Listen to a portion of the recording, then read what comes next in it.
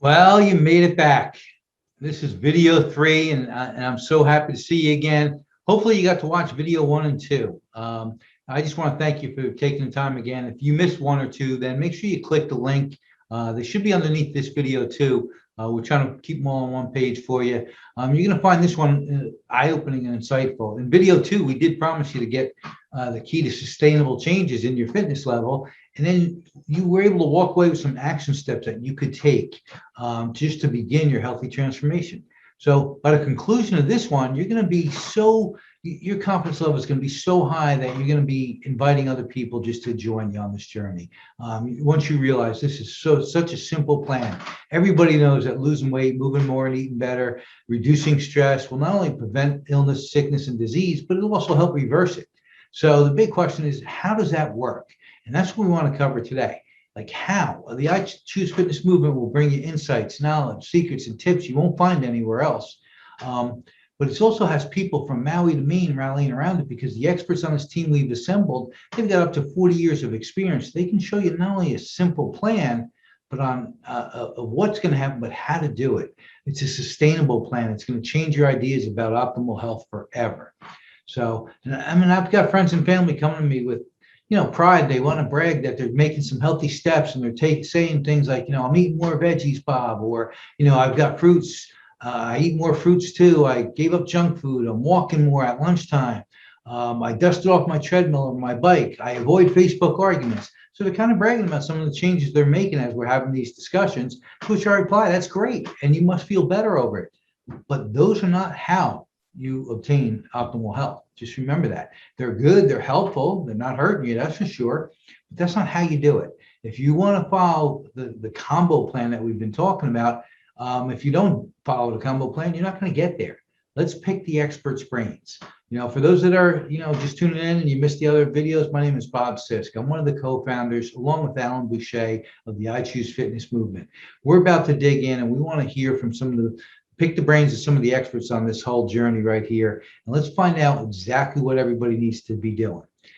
Just like we said yesterday, picture this, let's fast forward 10 years from now. You're in optimal health. You feel good. You look good. You're in good shape. You don't have any ailments. You're not taking any medications. You're moving good. You're feeling great. You're in the best shape of your life. And that's all possible and feasible by doing the right things today. So before we dig in with the experts' recommendations, let me come clean on something. And I'm kind of embarrassed to admit this, but I think this is really important here and now. And the reason for me oversharing right now is I kind of hear myself speaking in this over and over. And sometimes when I look back and I watch some of the things that we're talking about, I feel like I have this holier than thou attitude, or I'm Mr. Judgmental, like that I'm better than somebody because I understand this concept. And that's not it at all. You see, it was just 3 years ago. I was helping businesses sell fitness. I mean, that's what we did as a marketing firm for the health club industry.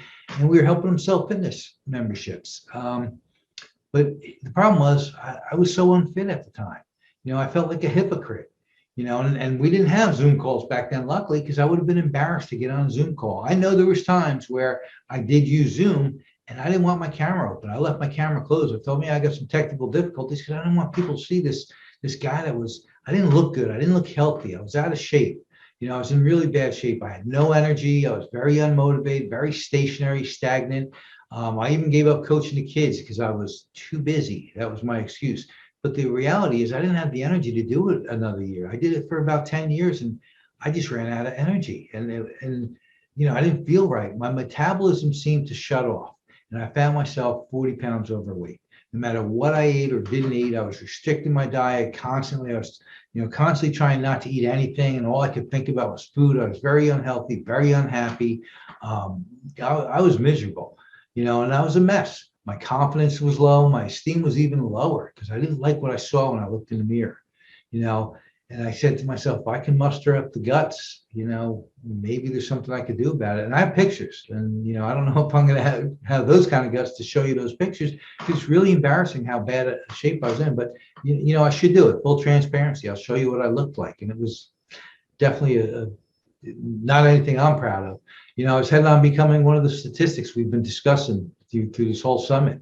And then thanks to the combo method, I cleaned up my diet. I started exercising again. I worked on my attitude pretty good. I was, pretty tuned into that, and it was transformational. I will always be proud of that transformation as well, because it takes a lot to do it. Once you've done it, you know what I mean by that pride that comes in. My doctor said, after it was all said and done, and I got back to my normal weight, my doctor said my blood work was great. He said it's perfect. I don't know what you've been doing, but keep doing whatever you're doing. And I told him, I said, I cleaned up. I stopped eating junk. I started watching what I was putting into my body. I started eating clean. I shopped around the outside of the supermarket. I started exercising again for the first time in years.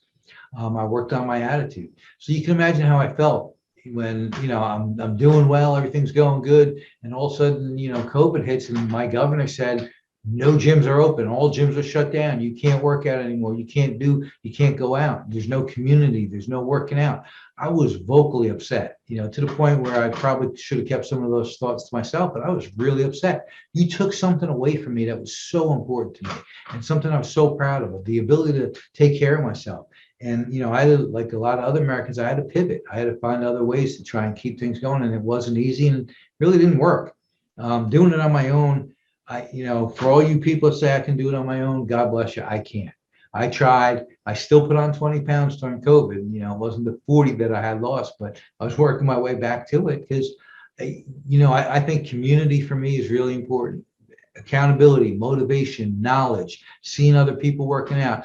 I'm working out in the gym and I see some dude walk by all ripped, and I'm like, wow, that guy's really working out. I do 2 or 3 more sets. I'm like, I could do better. I could always do a little bit better, but the motivation I get from being around other people is, I can't explain it, but it works for me. It works better than ever trying to do it on my own. And I know there's a lot of people that have, the $4,000 Pelotons in their house, and good for them. It's working for them, but that wouldn't work for me. I need to be around people. I need that kind of motivation in my life. So fast forward, we come out of the pandemic. The first thing I do is go back to the gym, and here's why. I mean, if you take a look at it, working out and getting in shape and mindset and, taking care of myself is more important than anything right now. I mean, I choose fitness over everything. I choose fitness because I don't want to rely on medications, illnesses, sicknesses. I want to be in charge of my own immune system.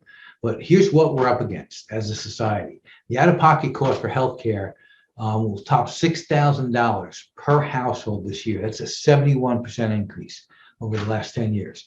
$210 billion is going to be spent on mental health issues. Can you imagine that number right now because of all the lockdowns and the COVID?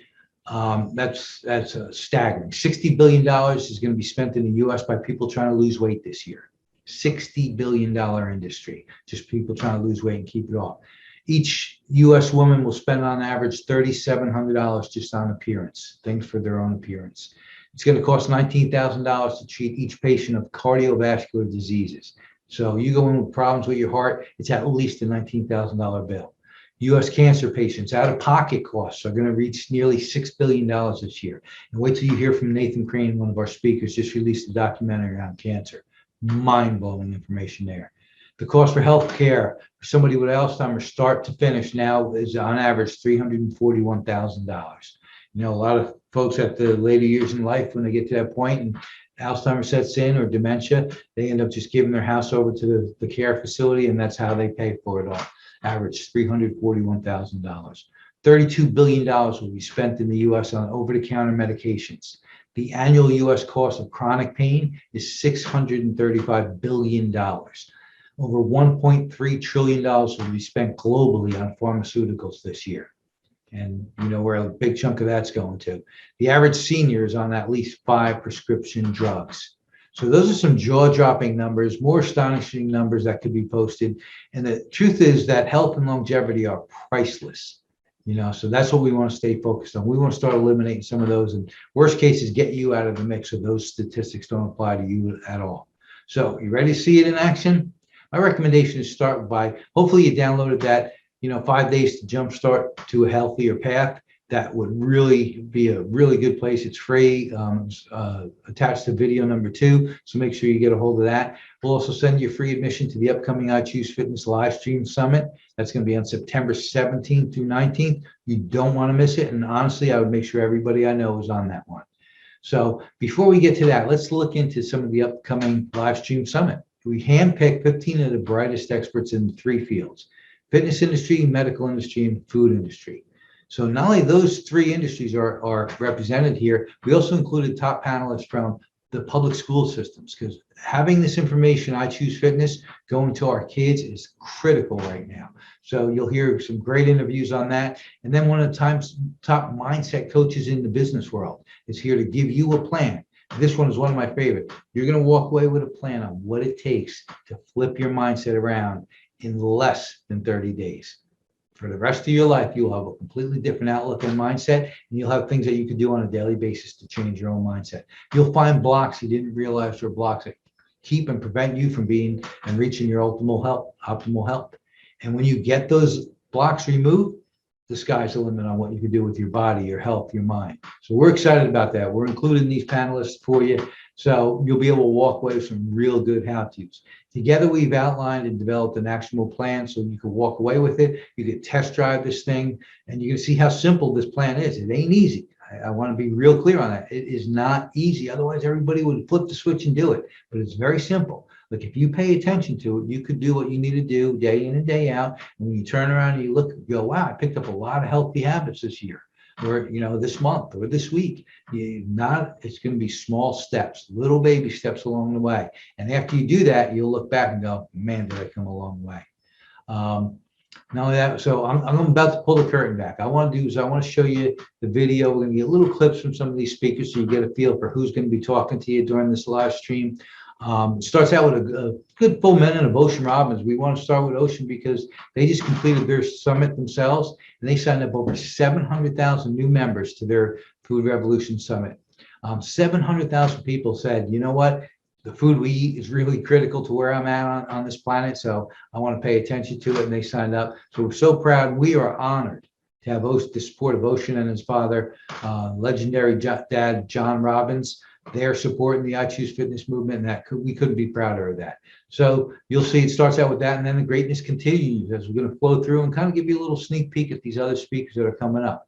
So watch behind this curtain as we pull it back, and you watch these speakers, and then make sure you save yourself a spot. Because we have some sponsors here, we're going to allow the first 500 people who sign up in for free. So make sure you do it right away. Don't procrastinate. Make sure you do it. You'll get some reminders that it's coming up. It's definitely not too early to do it, but it could be too late. So jump on that right away.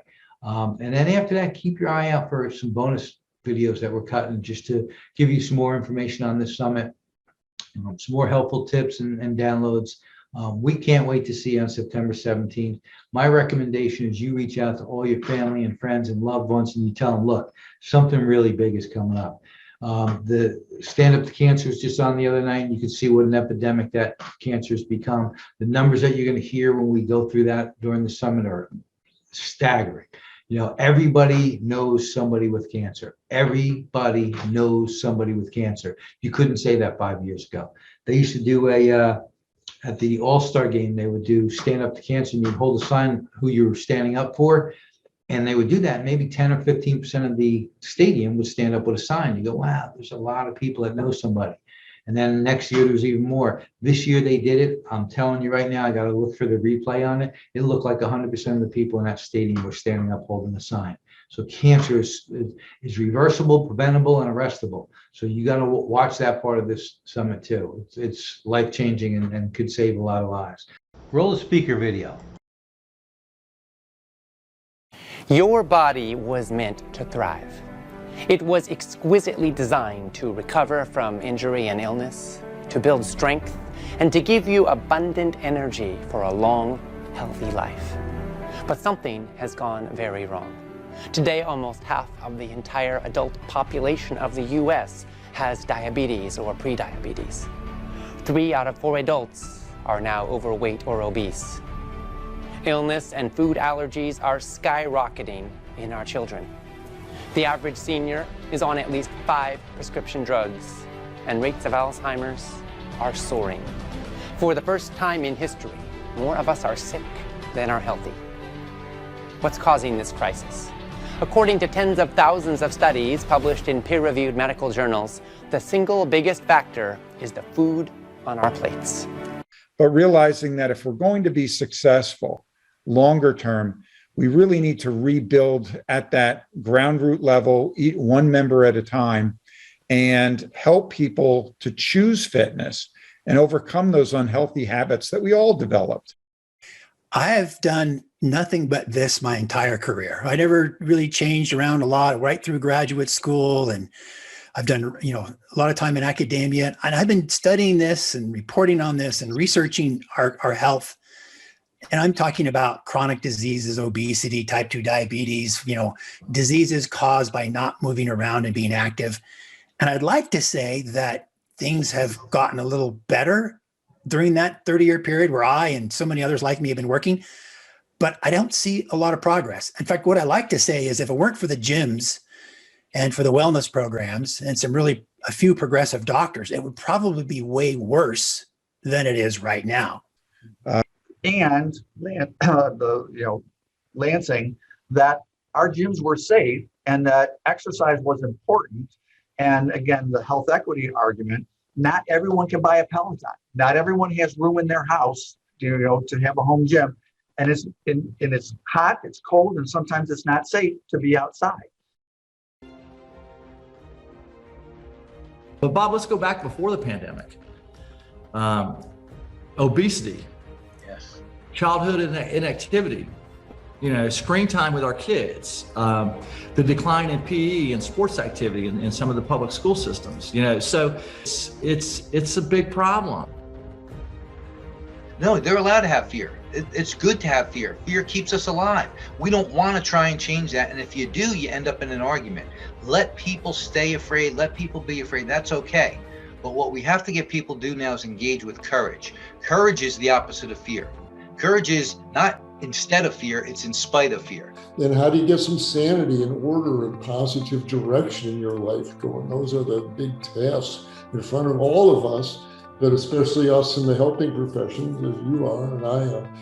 Boy, each person, it's a bit of a train wreck. You got to start sorting through the pieces of everyone's individual lives. These are very challenging times. Who knew that one little virus can be so disruptive? What are we going to do? Because one, we want the kids to feel comfortable and go back to normal as best we can.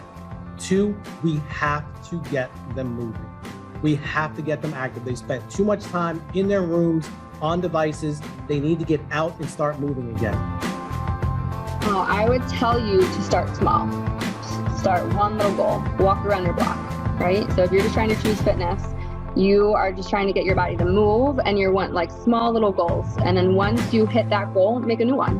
Man, I like looking good. I'm not afraid to say that. I like seeing how I can change my body, how I can build new muscles. I'll be 40 in October and I've never looked like this. And so it's kind of cool.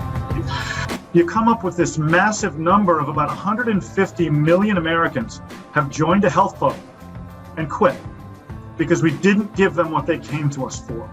And I think the pandemic has been this massive reset for us to gain credibility with public policy in the medical community. We're getting better and better at working on the health aspect of fitness, not just the fitness aspect of fitness. Trying to figure out the bio-individuality, right? So it's not the one size fits all approach, but I really, really believe that you have to have, diet, mindset, and fitness together to really live an optimal life. And then you get into a flow and a balance, and it's really not that hard to maintain. Wow, I really can prevent cancer. Wow, I really could reverse cancer. Wow, there are so many things that I didn't know about it that I now know that I can take back control of my health. So you have to remember that we blow off fitness, right? I don't have time because I'm going to try to do this for my job, or I'm going to try to do this for my family. Choose fitness. Make sure that there's at least 20 minutes happening, every single day, because the results of you addressing nutrition and exercise and your mindset make you so much better for everybody. And the same frameworks that will work for an entrepreneur who wants to scale his business or create passive income, the same rules apply and the same framework applies for your health and your eating habits and behaviors. What it really comes down to is our conditioned responses. So if we are conditioning ourselves to respond to things a certain way, it becomes this habitual behavior, and then it becomes completely unconscious. I choose fitness. Why? I choose fitness because it's my life. It's a gift. And the reality is there's a certain point where you've got to live. I choose fitness because I choose life. I choose fitness because I whatever time I have left here, I don't want to waste it. I want that sense of being as good as I can be. I don't want to give up my life. It's a gift. It's precious, and it's something that people take for granted.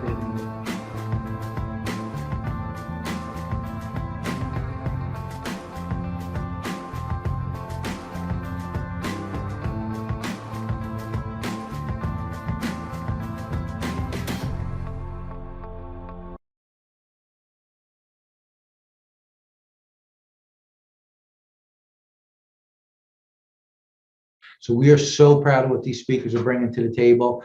After the summit's over, we'll show you some other things you could do to stay connected with us throughout the year. But for right now, I want to, tell you, click that button, sign yourself up. You'll get your reminders, and we'll see you during the summit. On behalf of Alan Boucher and the rest of the team here, this is Bob Sisk saying, I choose fitness, and I choose fitness over everything. I can't wait to see you on the inside.